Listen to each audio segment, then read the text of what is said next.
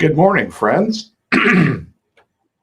Welcome to the Dulcimer Crossing Wednesday live stream. I'm Steve Yulberg.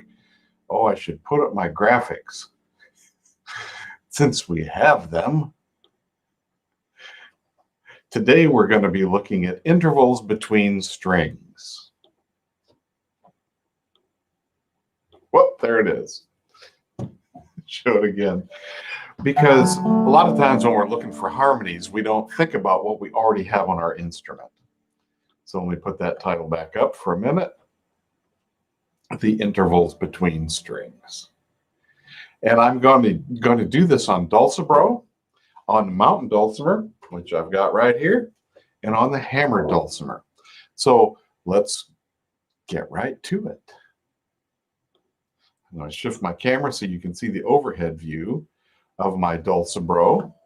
This is an instrument which is, oh, that's why I'm here. I have to do one other thing. I have to open up a file that there it is.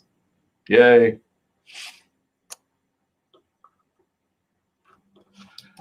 This is an instrument which has got 4 strings.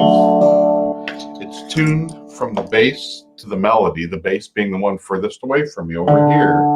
That one's the D. That's the same D as on the hammer dulcimer on the right side of on the bass bridge. And it's the same, well, almost the same as on a mountain dulcimer. The next string is tuned to an F sharp. And then the A that we're expecting to have there. And then the melody string is the D that we expect to have.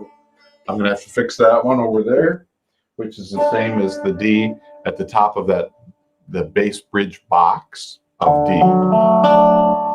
Now, here's what I want us to pay attention to. If we have strings tuned already in a particular pattern, we have intervals available to us all the time. And because I play the dulcibro with a slide, let's see, is this, just check one thing. That means that we have 2 things available to us all the time. Comment. Good morning.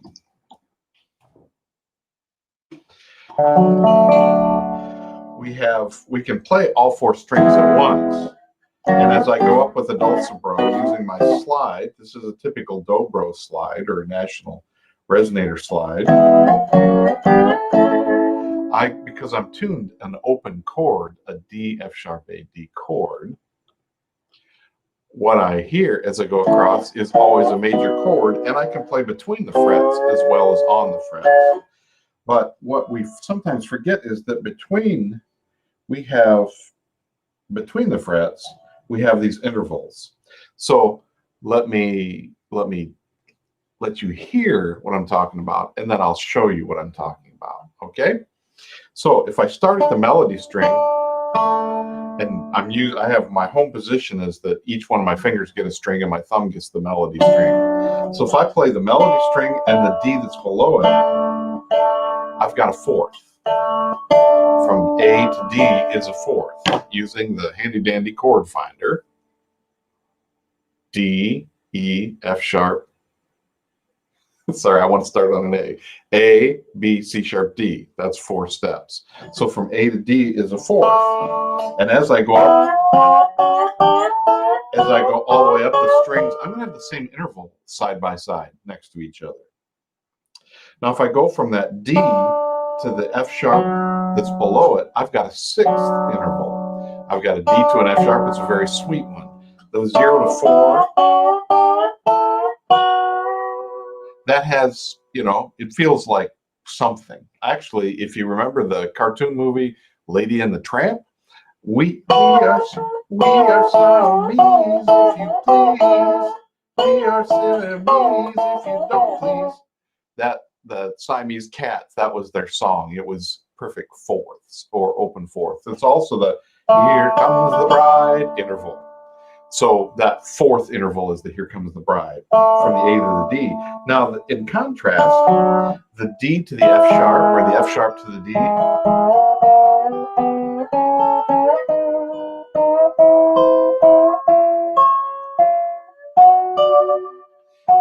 it's very sweet. And we're going to talk about the sweetness of that interval in a little bit. But it sounds very different than the fourth, the sixth. Oh, that's a sweet interval. And if I go from the high, that's from the D to the F sharp. Now, there's one other string. If I play the high D and the low D, we've got an octave. It's a version of unison. It's the same name, but they're not vibrating at the same frequency, which is why they sound an octave apart. But that is an interval. And because I have individual fingers playing, I can play I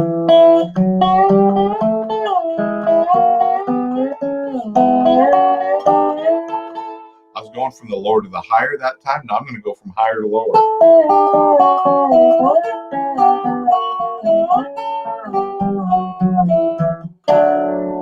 And built into the instrument, I've got all these intervals if I just go from the melody string to the bass.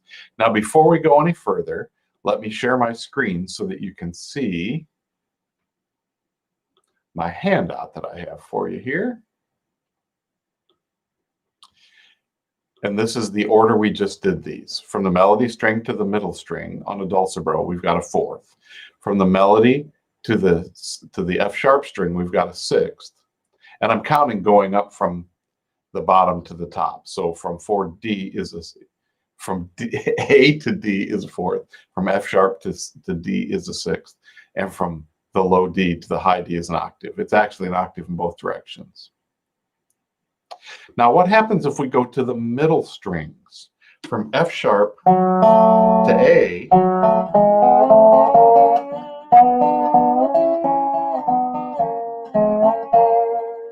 from F sharp to A is a minor third interval. And the other third that I have is going from the low string to the F sharp. D to F sharp is a major third. We're going to talk about why that is in just a minute.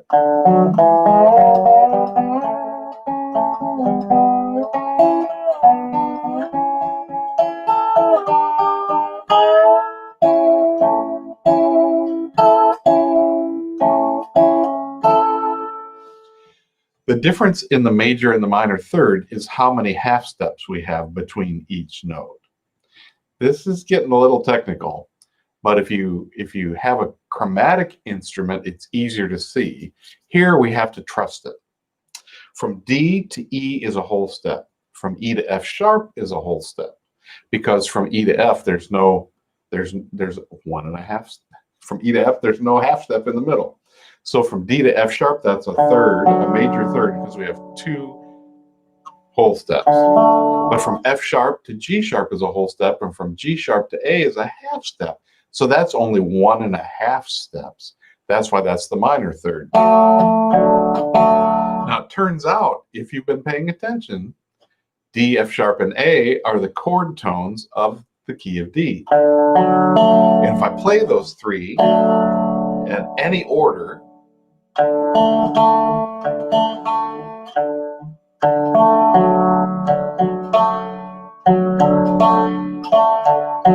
doesn't matter what order, doesn't matter if I choose to play the high D instead, doesn't matter if I play double, I'm always going to get a D chord. And what's in here that's built into the structure is when you're making a major chord, you have a major third first. From D to F sharp is a major third interval. When you go from F sharp to A, you've got a minor third interval. The difference between them is the last thing on this page, and that's a fifth. From D to A is a fifth. And let's stop sharing for a minute and go back to the handy dandy chord finder. 1, 2, 3, 4, 5. D, E, F sharp, G, A. So from D to A is a fifth. D string to the A string is a fifth.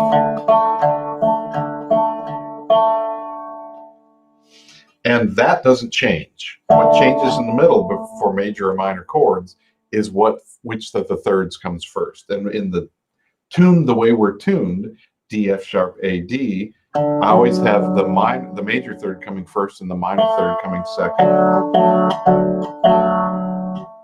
What it does,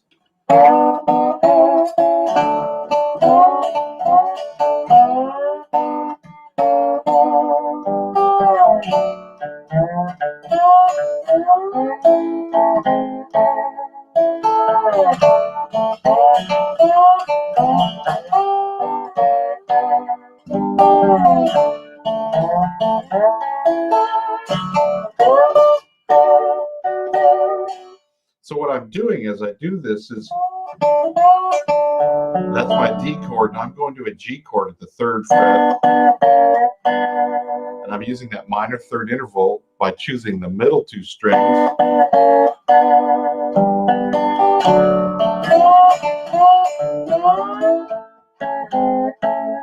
Then I use the major third using the bottom 2 strings.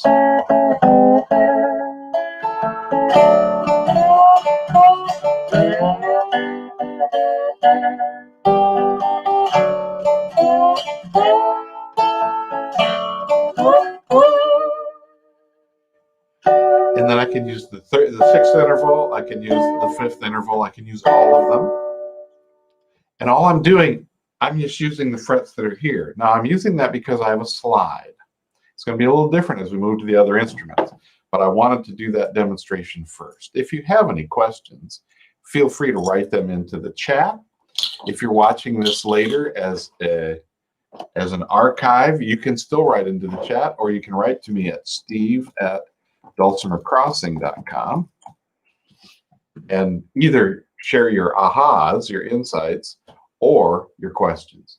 Now let me change my camera because we're going to go from this one over to the hammer dulcimer. And it's not, I don't have enough cameras here to set up to have everything. They're on order, but they're not here yet. So the hammer dulcimer, as we've talked before, is laid out so that the strings are always in these interval patterns. If I play the D on the treble bridge and the A on the other side, that's a 5th. If I play the top and the bottom of the box, which is the outside corners, that's an octave. If I play F sharp, D to F sharp, just like in the dulcimer, that's a major third. But if I go from there, F sharp, A, G, A, and that note is over here too, that's a minor third. That gives me that chord we were talking about before. If I play the D to the G, that's a 4th. If I play the D to the B, that's a 6th. If I play D to E, 2nd, 3rd, 4th, 5th, 6th, major 7th, and octaves. Now, as I go between the bridges, I have the same kind of thing going on. If I play from a G to the D on the treble bridge, I've got 5ths. If I play from the A to the D, I've got 4ths. If I play from the B to the D, I've got the 3rd. In this case, it's a minor 3rd. If I play from the C to the D, that's a 2nd. 2nd, 3rd, 4th, 5th. Now, if I start one above a mark, I'm playing from a mark to a mark. There's a 5th. There's a 4th. From C, that's a major 3rd. That's a 2nd, major 3rd, 4th, 5th, 6th. So it's more visible in some ways on the hammer dulcimer, and it's a good way to find some harmonies. So let's take a look again. Let me get up my handouts here because I've got a handout for noodling for harmonies is what I call it on the hammer dulcimer.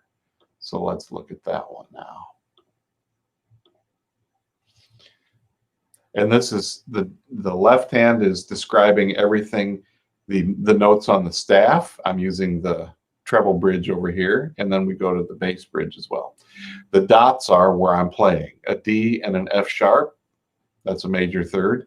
If I play on the bass bridge, the unmarked D to the F natural, that's a minor third because there's only 1.5 steps there. From mark to mark is a fourth everywhere. From mark crossover to a mark, same on the same chords, always a fifth. One above a mark is a sixth. And here's a sixth also, if I'm at the mark here coming down, one below. And that moves around.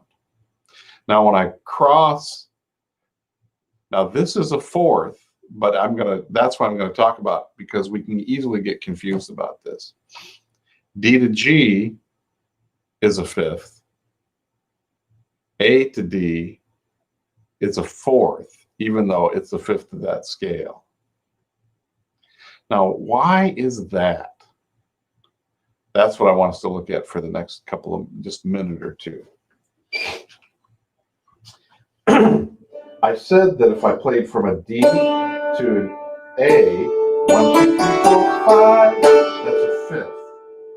If I play from a D to a G, 1, 2, 3, 4, that's a fourth.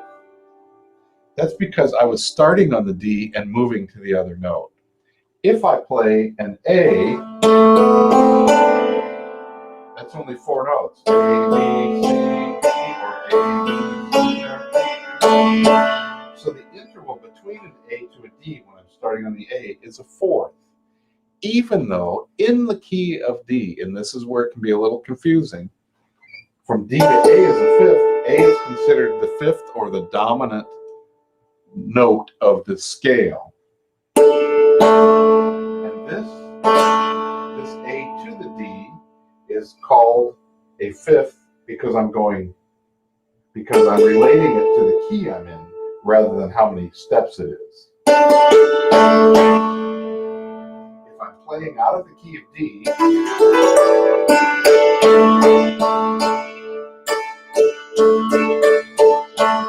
that sounds kind of symphonic, violin-y. You know, D's, the D string to the A string on the violin and the viola and the cello, actually.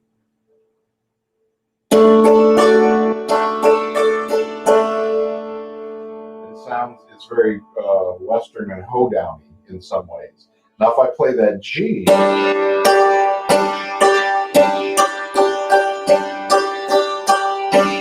has that open feel too, but it's because I've just changed from the D chord where A is the fifth to the G chord where D is the fifth now.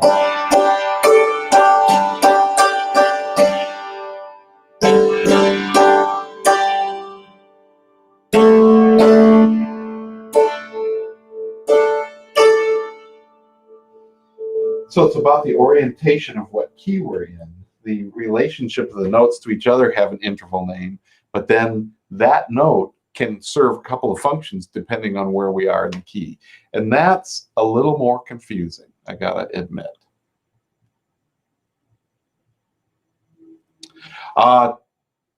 Good morning, Andrew, and good morning, Talon. No, there is, here's a question back to the Dulce Bro. And let me switch cameras for that. There is no need, there's no pickup on this instrument. This is just, that's just a strap button. When you have a resonator instrument, you have no need for a pickup because you have a speaker right in here. That was the whole design of the instrument to begin with when it was in the 20s. Things were not electrified yet. And this provided a broader voice because we have the speaker inside. It's transferring the vibrations and amplifying them. There's actually like a speaker cone in here, spun aluminum speaker cone. So, nope. Now, there are builders who will put a pickup in there. I haven't figured out why yet. If you have one that is, experiment using it with and without. is my suggestion. Now, let's fix this one pitch here.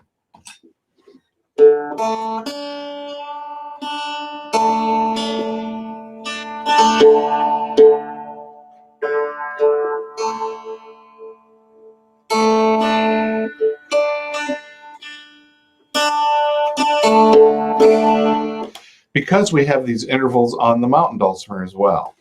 So when we go from a D on the bass string to the A in the middle string, that's a fifth. 1, 2, 3, 4, 5, 0. I'm not talking about fret numbers, I'm talking about steps. 0, 1, 2, 3, 4 are the steps, are the frets.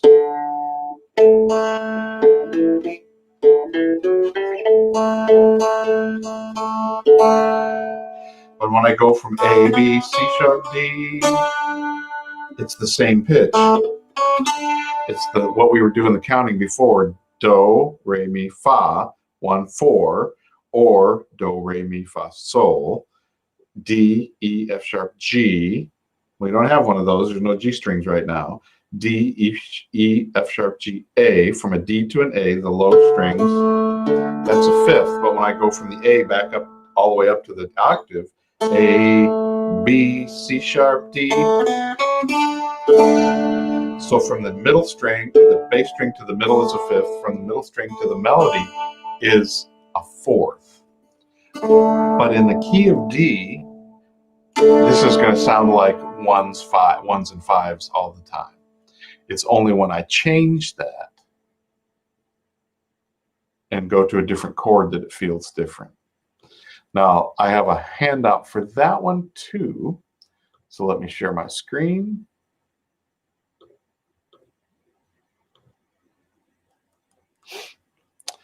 I talk about noodling for harmonies, where we just use the steps on the scale to figure out what's here. And the very first thing I'm saying is from D to the A, from the bass string to the middle is a fifth. From the middle string to the melody is a fourth. And the two together become an octave. Now, if I play, take a look here, and I'm going to stop sharing and come back. The next one in the middle, here and here are, well, this one and this one, these harmonies are a third apart, and these down here are a tenth apart. So let me stop sharing and demonstrate that.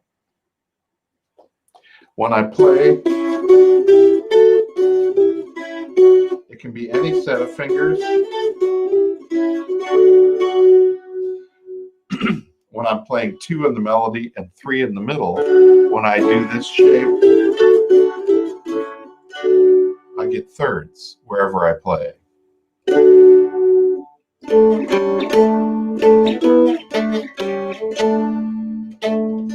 When I play from 4 to 3, though, I get fourths. But when I split them up,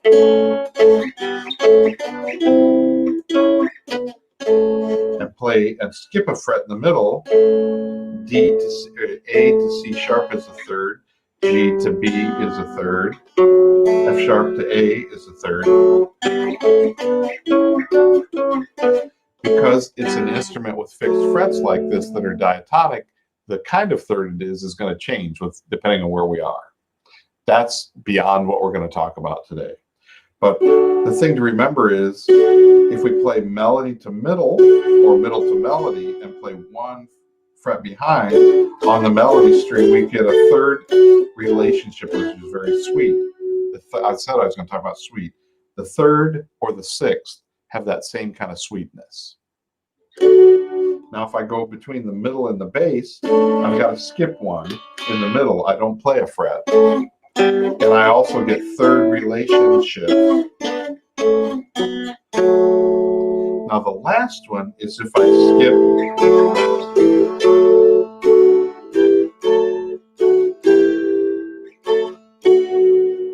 so the 002 chord that we're used to calling a D chord, if I keep moving that up but I don't put anything in the middle,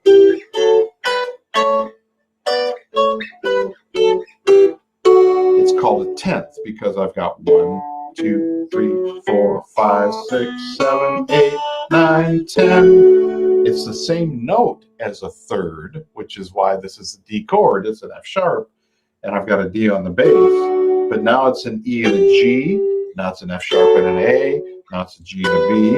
Now it's an A and a C sharp. They are a 10th apart because we're out of the first octave. We've gone beyond the first octave. And if I play, I didn't put this on the handout, but if I reverse that and play F sharp to A, that's that 6th interval that we had on the hammer dulcimer.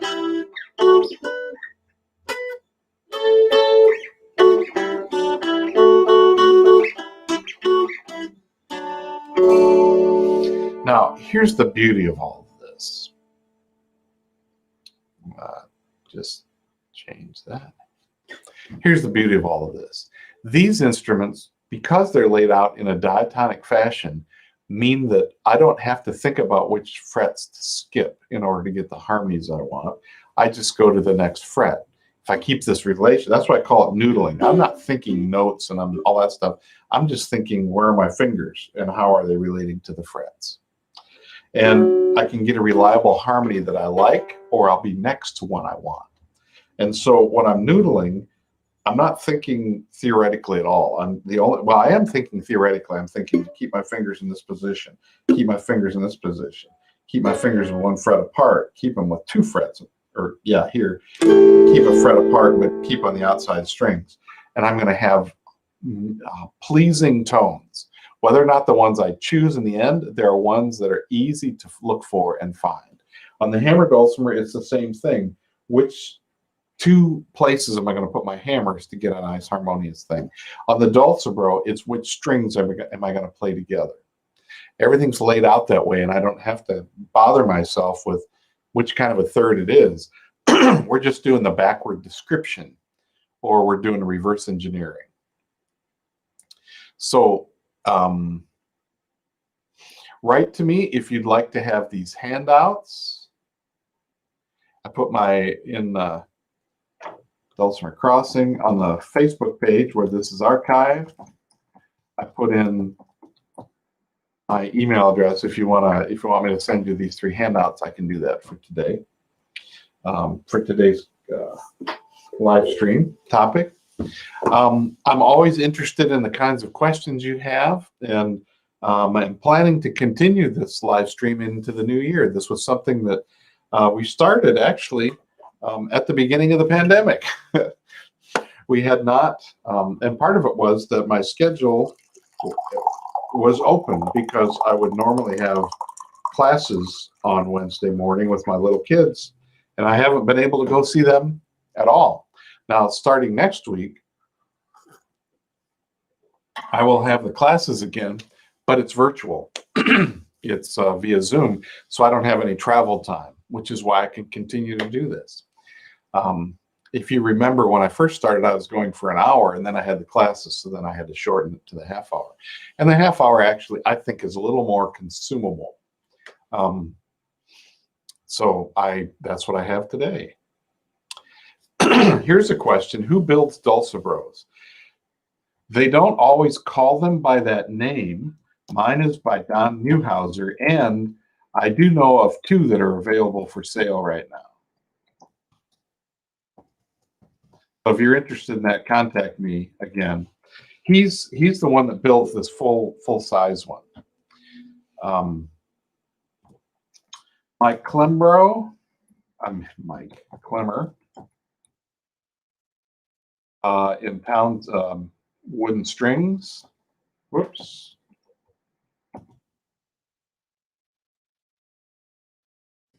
Townsend, Tennessee.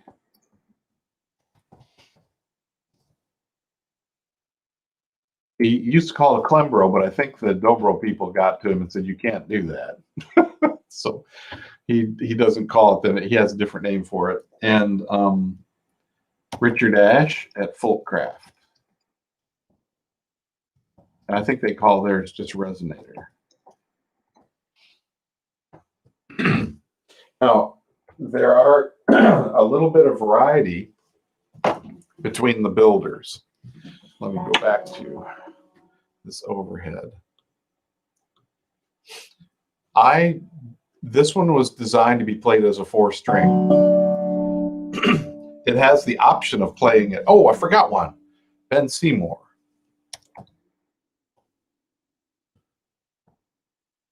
Sorry, Ben. I didn't mean to leave you out. Kudzu Productions. Tryon, North Carolina. And Richard Ashe is in, oops.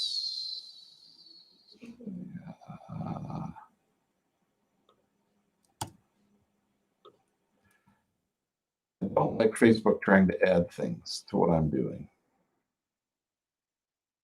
Dulce Bro is a great name. Somebody said I should be called the Dulce Bro. You know, the guy, the bro who plays the Dulce Bro thing. I just wanted to add that Richard Ashe is in Fort Wayne, outside of Fort Wayne. It's Woodburn. I always think of it as Fort Wayne because my wife is from Fort Wayne. No. Facebook did it again. All right. Those are the places. But the thing you need to be aware of is not everybody builds with a nut raiser. And they just want the resonator sound, but they don't want to play in the slide style. In order to play in the slide style, the strings need to be able to never touch the frets. And so this is what Don builds to lift up the strings. Richard Ashe has a different kind of a thing he does here, and I'm not exactly sure right now. I have a student who has one of his instruments that got something different, and I haven't seen it close up because we're only seeing each other by Zoom. I have some of these nut lifters if that's something you want to try on a regular instrument. So write to me about that. They're $5 plus shipping. That Don gave me some blanks, or that he had cut when I last saw him. And that lets you test out the idea of playing with a slide. And just so you know, coming up in the new year, I will be having a resonator dulcimer class that'll go for 6 weeks. I haven't picked the day or time yet. I better hurry up since the new year's coming pretty quick. Right?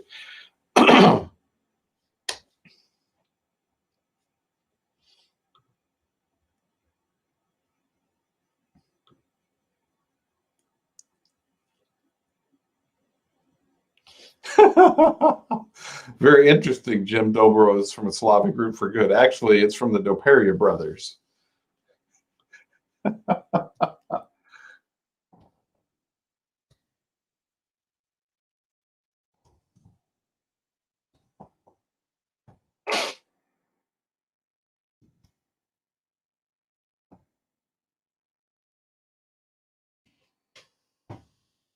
But it doubles. Oh, you have one of Ben's Galax. Me too. I love my Galax dulcimer that Ben made for me. And you know, not everybody builds with the full cone. That's the other thing. Oh, I forgot Bernd Krause in upstate New York.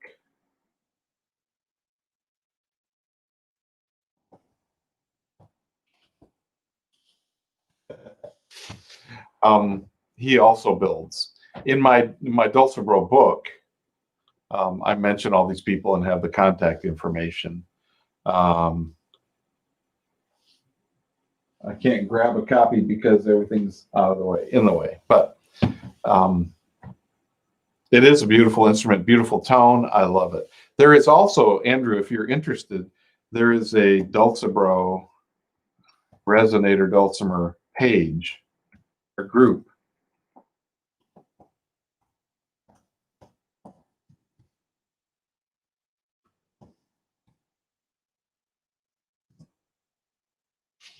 That I host. Dang it.